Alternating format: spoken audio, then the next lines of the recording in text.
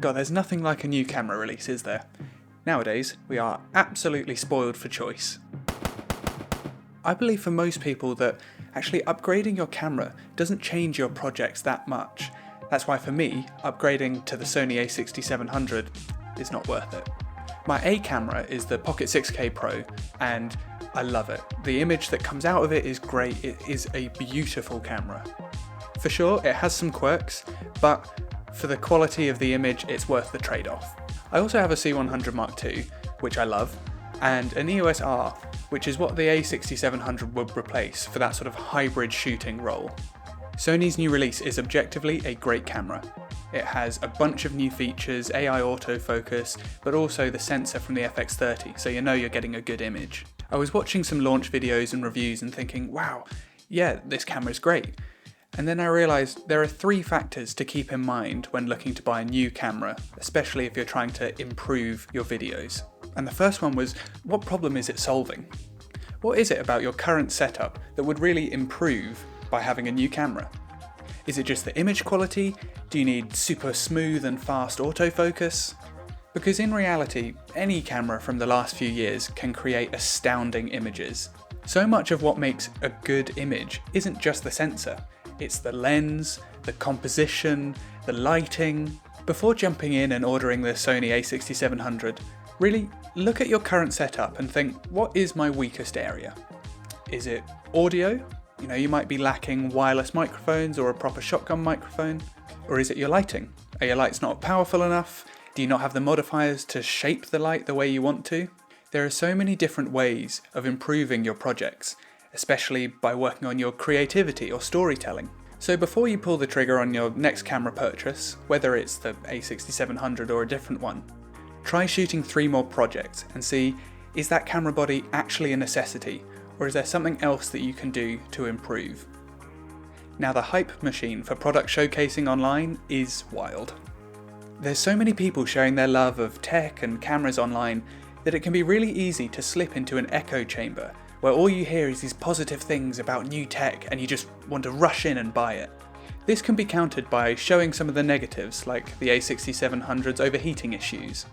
Now, you might see that and think to yourself, well, I can work around that, I can make it work in my setup. The issue is, everyone you're seeing talking about this isn't you. Now, I'm sitting here giving my opinion on my experiences, so it's important to take everything with a pinch of salt and critically think about it. The advice that worked best for me might not be right for you at all, but personally I believe it's important to take views and insights from lots of different people so that you can figure out what really works best for you. The problem with doing this with online product reviews is you might end up just believing you need it, when that's not initially why you were there. You might just be excited by new releases, but constantly watching people saying, oh, you've got to buy this, you've got to upgrade to that, might actually just subconsciously make you think you need it, when in reality it's just the hype machine doing its thing. The social pressure from all of these reviews and this content online about a new camera is really strong, and I've felt it myself. I feel if I don't buy it, that suddenly I'm going to be stuck behind everyone else and their projects will instantly look so much better and make mine look terrible. But deep down, I know that this really isn't the case. If I put the time and effort into my work, someday someone will see a project I've done and think to themselves, that looked really great. I wonder what camera it was shot on. And finally, the most important thing is a new camera body won't just magically give you a bunch of new skills. It wouldn't really change me as a filmmaker or photographer. Sony's new camera will do what my EOS R does for me, that hybrid shooting role, photo and video.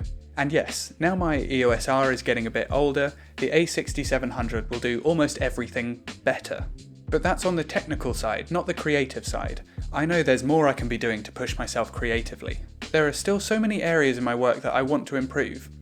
Every time I finish a project I think, I'm proud of that, but I don't like it, I can do better. And it's important to have that pride in your work, but also strive to continually try and improve.